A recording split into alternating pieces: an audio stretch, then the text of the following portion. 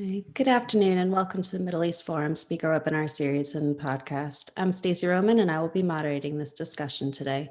We're pleased to have Jonathan Schanzer, Senior Vice President for Research at the Foundation for the Defense of Democracy, joins us to discuss the Palestinian election disaster.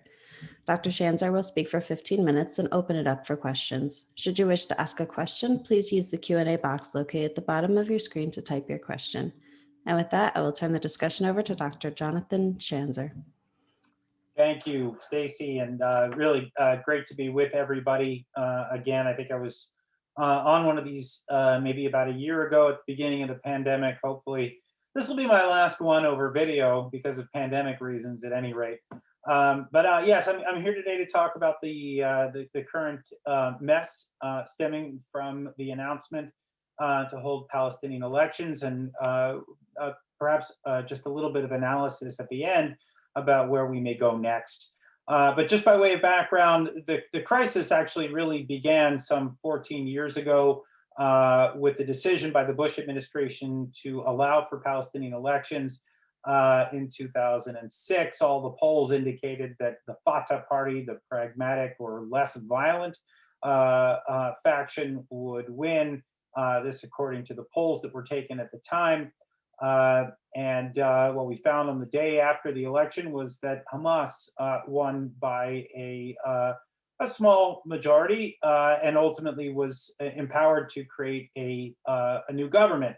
This, of course, was something that the Israelis and the United States refused to see happen, and there was great pressure placed on then the new Palestinian president, Mahmoud Abbas. And what resulted was a decision by Abbas to dig in and not to allow Hamas to form a government. This prompted Hamas to launch a war in 2007. This was a war that led to hundreds of Palestinians being killed, people being pushed off of tall buildings to their death, shot in legs and arms to ensure permanent disability. Of course, this didn't get a lot of attention back then, still doesn't get a lot of attention today.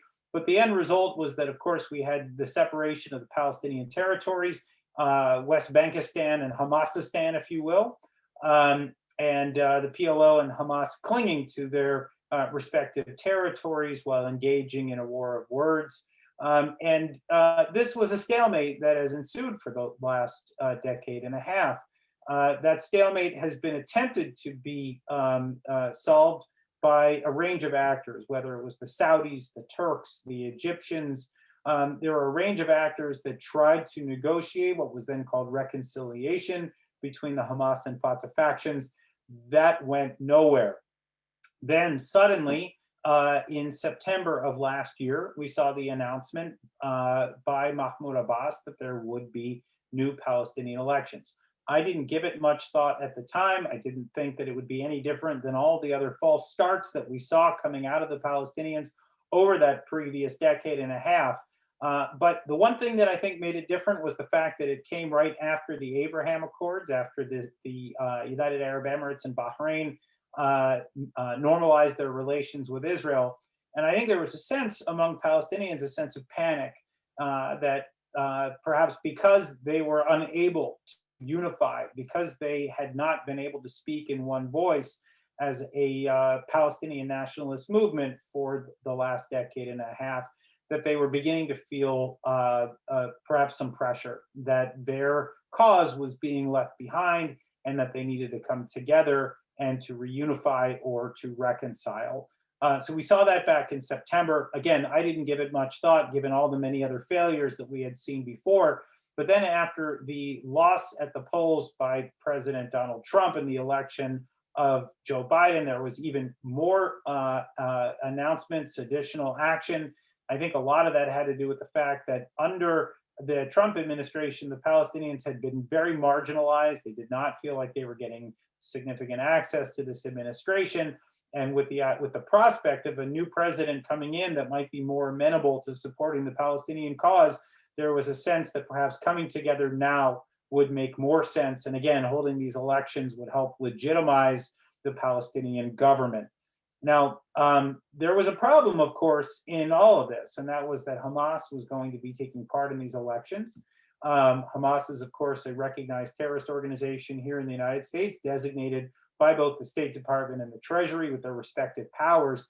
And there are pieces of legislation in place that would bar American funding to the Palestinians if there is Hamas participation in their governments. So it stood to reason that the United States would do whatever it could to prevent this from happening, if in fact the goal of the Biden administration was to continue to fund the Palestinians. But instead, we saw from the Biden administration very early on that there was a decision to not oppose Hamas participation. This was shocking to me, given the fact that President Biden himself in 2006 authored the Palestinian Anti-Terrorism Act, PATA. This was legislation that he helped to spearhead when he was in the Senate that would prevent any funds from going to a government in which Hamas would benefit in any way. And so you'd think that the administration would have stood against this. That is not what happened. Instead, what we saw was messaging coming out of primarily the State Department saying that the US government, the United States government, has no ability to stop these elections, that it is up to every population or every state to be able to hold elections should they wish to do so.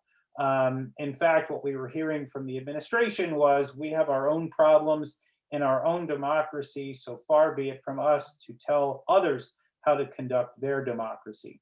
Of course, the Palestinians don't have a democracy. Mahmoud Abbas has been in power since 2005.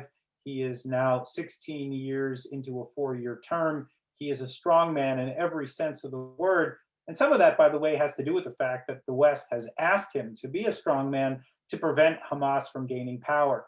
That said, I believe that he has become extremely corrupt, and I've written about this, and in fact have had to deal with some lawsuits as a result of this. But at any rate, you have Abbas, who has refused to allow for political participation up until now. Then he lets Hamas in, creating a whole new set of problems. Now, there was actually a lot of questions about why Israel was rather quiet about this as the Palestinians began to make noise about new elections, including Hamas. What I heard from Israelis was that they did not want to get involved in this, particularly in the lead up to their own election, that the optics of this would not be particularly nice for the Israelis if they were to oppose elections in the Palestinian territories while holding elections for themselves on March 23rd. There was also, I think, the calculation on the part of Benjamin Netanyahu, the prime minister of Israel, that he did not want the Palestinian narrative to creep into the election debate. And I think this was probably for good reason. We've not seen the Palestinians appear in the last 4 election debates. They have not been a major component of the political discussion. And I think Bibi wanted to keep it that way. So he kept quiet. But of course, after the election, after March 23rd, the Israelis did begin to engage and began to warn the Palestinians that they're holding an election with Hamas would be disastrous. You had the head of the Shin Bet go to the head of security in the West Bank. They had a conversation about it, but the Shin Bet head was rebuffed. Then you had a call that was directly from Bibi to Abbas, and he was, of course, rebuffed again. So Abbas decided that he was going to be moving forward with this regardless. And the concerns that were coming out of Israel, and then increasingly from the US after that initial silence, was that Hamas would have a role to play no matter what the end result was in the election.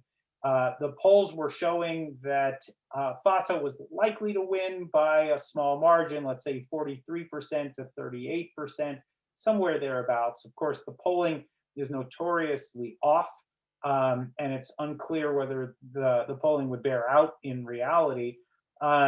But the fact is that Hamas was likely to gain at least a significant minority of the seats, if not win out entirely. This has to do primarily with the fact that the Palestinians changed their election laws so that you didn't have these sort of regional areas that used to be sort of gerrymandered, where if Hamas lost to Fatah, even if it was 51 to 49%, the Fatah figures would emerge in that specific area. They moved to a more national model, which means that Hamas would get the proportion of the votes that it won, which would mean absolutely a gain for Hamas seats. And so this was a major concern. And so you began to finally see the United States warning of the possible consequences of Hamas elections without saying don't do it. They were saying, look, we're concerned and you should be aware of the fact that you could see a cutoff in funding. The Israelis continue to voice their concerns. And now you begin to see the PA finally beginning to back down. Last week, maybe for about the last week and a half, the PA began to backtrack. They are calling for the postponement of their elections now because they are saying that Israel is not going to allow for a full Palestinian Authority vote in East Jerusalem. This is disingenuous at best. In 2006, the Israelis did allow for a mechanism that enabled Palestinians to vote in Jerusalem, despite the fact that there is a disagreement on who actually controls this particular part of the city. But regardless, it looks now that the Palestinians are going to backtrack. They're going to try to hang this around the Israelis, blame the Israelis for intransigence over Jerusalem. And this will be the way they climb down from the ladder, so to speak. But I don't believe that the problems are over. I don't believe that this is a crisis averted. I think the fact that Mahmoud Abbas, as I mentioned, he's a strong man. He has not allowed for political participation in the West Bank for quite some time. Now, all of a sudden, you have a number of political lists that have emerged, people that declared their intent to run against Mahmoud Abbas and his Fatah party in the West Bank. And so you have people like Marwan Barghouti and his group. You have Mohammed Dahlan and his group. You've got Nasser al-Kidwa, who's the nephew of Yasser Arafat. He is now declaring his own list. You have Salam Fayyad, the former prime minister, also talking about having a list run. So you have all of these people who are now taking part in the Palestinian political debate, and that was not happening even a few months ago. And it is unclear to me how Mahmoud Abbas will be able to quash these political debates. These are debates that he did not want to have happen. He wanted full control over the political discussion in the West Bank. So now there's an open question of whether there are going to be additional challenges to Mahmoud Abbas's rule. In addition to that, I would just say that we have the possibility of a Hamas-Fatah conflict being renewed. Hamas was offered an opportunity to take part in the political system. This moved forward for roughly 5 or 6 or 7 months, where they were assured that they would be taking part in a new political process. That has now been scuttled unilaterally by Mahmoud Abbas, and one can imagine that they are none too pleased about it. So it'll be important to watch the continuation or the possible continuation of the internecine conflict that we have documented for so many years between Hamas and Fatah. Whether this turns into another hot conflict, one does not know. And then there's finally the question of whether Hamas will begin to vent its frustration against Israel. There are, of course, reports coming out of Jerusalem and other parts of Israel right now that there are acts of violence that are taking place between Arabs and Jews. It's unclear whether Hamas is stoking this or not, but there is talk of a possible third intifada, and one could certainly imagine that Hamas could use its frustration over this election mess to try to galvanize support. So it's unclear whether we're heading into a third intifada or not, whether we're heading into a new phase of the internecine conflict, or whether we are heading into a new political phase in the West Bank.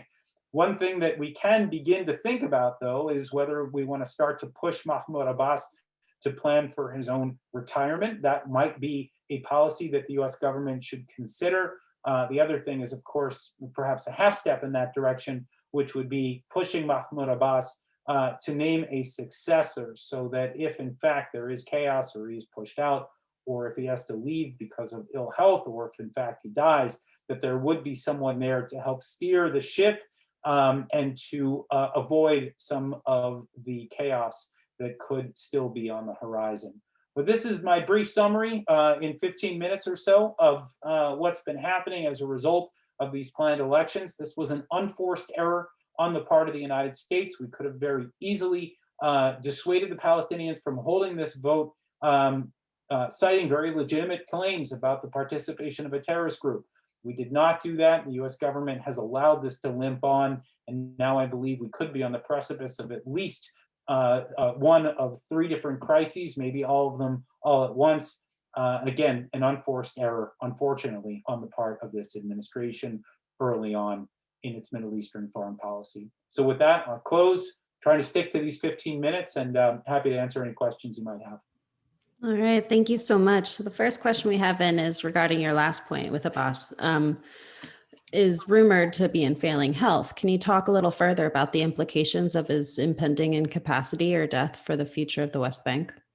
Absolutely. So, Mahmoud Abbas has been in poor health for quite some time. He's had high blood pressure. He's reported to have had a couple of heart attacks. Up until a couple of years ago, he was still smoking heavily, now reportedly vaping, if that makes it any healthier. Who knows?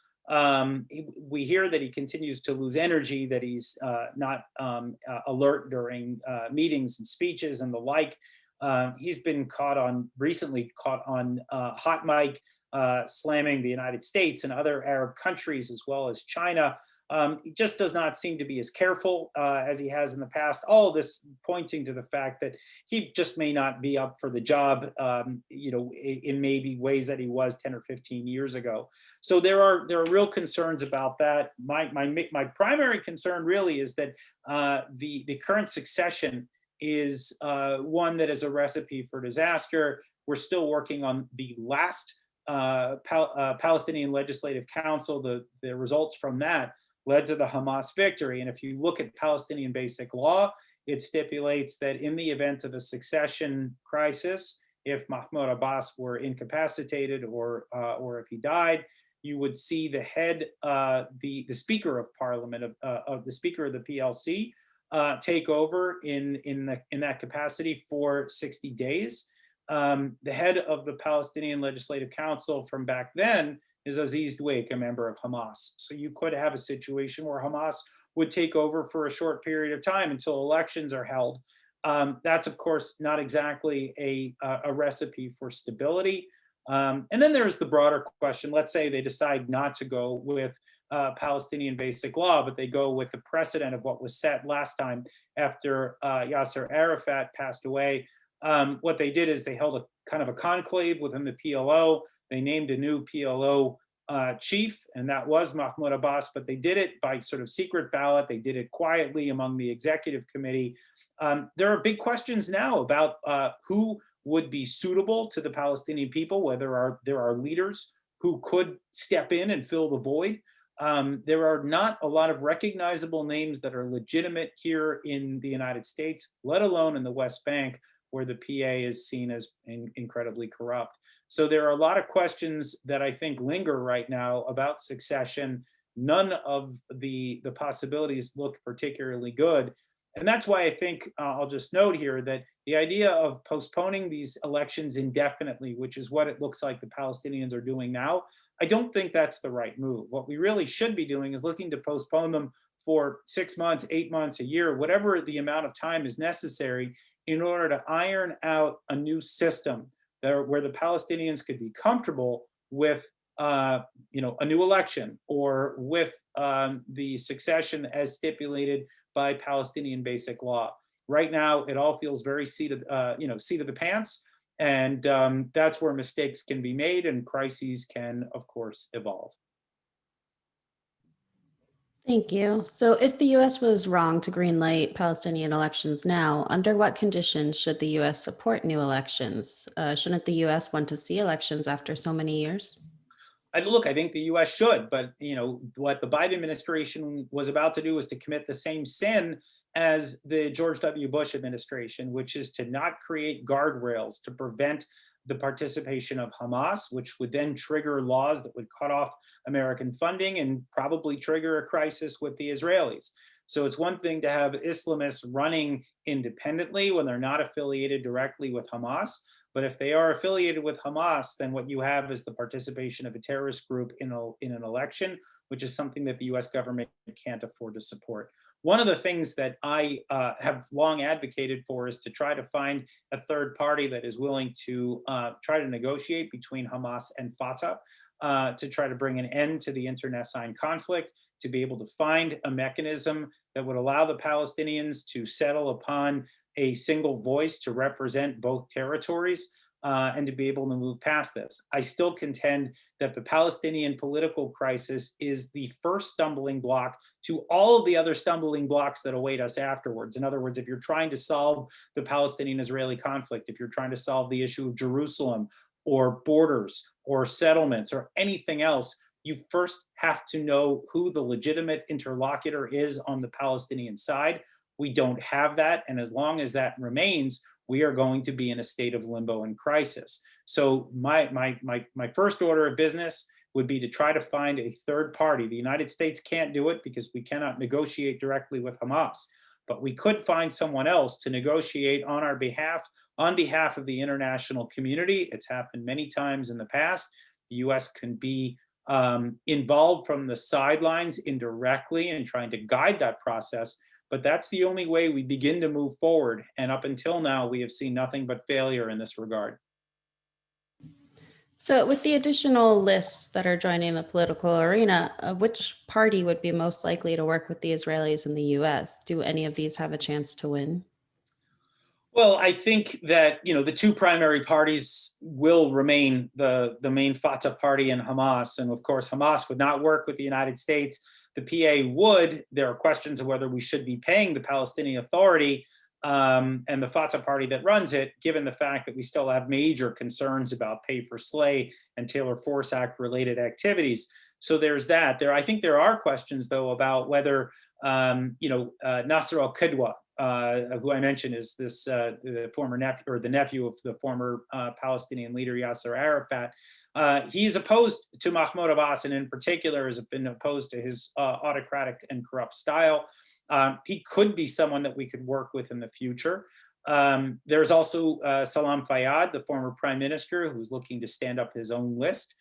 He's been based here in the United States at Princeton, but I think I would welcome his return. This was a man who was deeply committed to reform and counter corruption. So this is someone that we could work with. The Mohammed Dahlan group, it's unclear. This is a man that is not exactly a Democrat, to put it mildly. Although he has good connections with the CIA and with a number of former governments here in the United States. So I think there's a question mark as to whether he'd be the right person. He is backed by the United Arab Emirates, which of course is a valued ally here for the United States. So that could be an interesting dynamic, although I think it's largely a moot point at this point. And then we have Marwan Barghouti, which I think should be a non-starter. This is, of course, the Palestinian figure that's been languishing in an Israeli jail since the waning days of the Second Intifada. He's serving multiple life sentences for terrorist activities that he helped plan through the violent faction of the Fatah party. So I think he would be a non-starter. But there are people that could work with the United States. Of course, Abbas himself has worked with the United States. I think most of these actors could probably find a way of working with the Israelis, but none of them really, I think, are ideal until we begin to solve the problem of who speaks for the Palestinians in one voice. Otherwise, the West Bank and the Gaza Strip remain divided, the Palestinians remain divided, and the legitimacy crisis continues.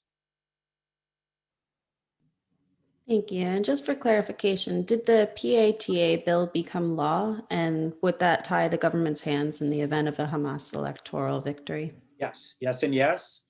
This is a law that is now in place, and that basically any government or any instrumentality that goes to benefit Hamas in any way would trigger a cutoff in American funding. And again, this was a bill that was spearheaded by then Senator Biden, who is now in conflict with President Biden, which is an interesting dynamic. Of course, the administration hasn't taken a strident position on these elections, but the fact that they would give even a tacit green light to Hamas participation, even with the warnings that they have delivered, where they said that that the Palestinians need to be aware of the possible triggering of a funding cutoff, that this is that this is even still a possibility for a president that spearheaded this legislation is really just very confusing, I think, to the Palestinians, let alone to the international community. So, along those lines, was Biden's decision to allow Hamas to run in the Palestinian elections his alone, or is he being influenced by others? I don't know. I mean, I don't think the president himself has issued anything directly on this. I think that the person who is probably out front in this regard is Hadi Amr, the Deputy Assistant Secretary of State, who is in charge of the Palestinian-Israeli issue. He, I think, has been the person who's largely spearheaded some of the return of funding, not directly to the Palestinian Authority, but to entities that would be in support of the Palestinians. As you probably heard, you have some COVID-19 funding that's been authorized by the State Department, as well as some other funding that will go to USAID for various projects that would benefit the Palestinians, as well as a small allocation for peace building initiatives between Palestinians and Israelis. There's, of course, also going to be some renewed funding to UNRWA, the UN Relief and Works Agency, the so-called refugee agency for the Palestinians. This is all money that would not go directly to the Palestinians, but it appears to be getting a green light from the State Department. This has been really where the bulk of the activity has come from with regard to engaging with the Palestinians, funding-wise, policy-wise, elections-wise, all of the above. Thank you. And another question is, are Biden and Blinken's advisors on Israel and the Palestinians setting their own agenda based on misconceptions of the conflict, or is there any opportunity to influence them? Right now, I would say that because the Israelis have been utterly consumed with the Iran issue primarily, and perhaps secondarily dealing with military issues in Syria and the ongoing, what we would call the war between wars, with Israeli strikes that are taking place primarily in Syria. This really does appear to be the thing that is consuming Israelis. And so you just don't see a lot of Israeli voices pushing back on the question of Palestinian policy. It has been something of a backwater for a number of years, certainly made so by Trump. I think there is an indication coming from the Biden administration that they would like to give the Palestinian portfolio more weight. I don't know who is driving that, if it's Hadi Amr himself or if there are others within the White House that are also looking to do this. But certainly one does get a sense that the so-called progressive wing of the Democratic Party is all in favor of this kind of policy. And I think we'll have to wait and see who else emerges as powerful figures in the Palestinian-Israeli portfolio. But right now, as I said, Hadi Amr primarily. The Iran team seems to be working independently of the Palestinian issue. And you don't see a lot, at least right now, during the Biden or the Obama years, we saw a lot of discussion about linkage, where you link some of the other crises that were going on around the Middle East to the Palestinian-Israeli issue. I think the Abraham Accords really did disabuse a lot of people of that linkage theory, but yet we are still seeing, a sign of trying to re-engage with the Palestinians, irrespective of what's been happening on the Abraham Accords front. Wonderful. Thank you so much. And in our last minute here, can you just tell us a little more about where to find some of your work? Absolutely. If you're interested in learning more about the history of this conflict, you can find my book on Amazon. It's Hamas versus Fatah, The Struggle for Palestine. I also have another book called State of Failure, Yasser Arafat, Mahmoud Abbas, and the Unmaking of the Palestinian State, which really documents the corruption under Mahmoud Abbas since becoming president in 2005. As I described, he really has evolved into a full-on strongman. You can also find my work at Schanzer on Twitter. And I've written quite a bit for the Middle East Forum over the years, so you can find some of my previous work there. All right. Thank you so much. We've come to the close of our webinar. Thank you again, Dr. Schanzer, for joining us today. Thanks for having me. For our view, of course. For our viewers and listeners, please join us Wednesday at 3 p.m. Eastern for an update with Ashley Perry. Thank you all for joining us, and I hope you have a wonderful day.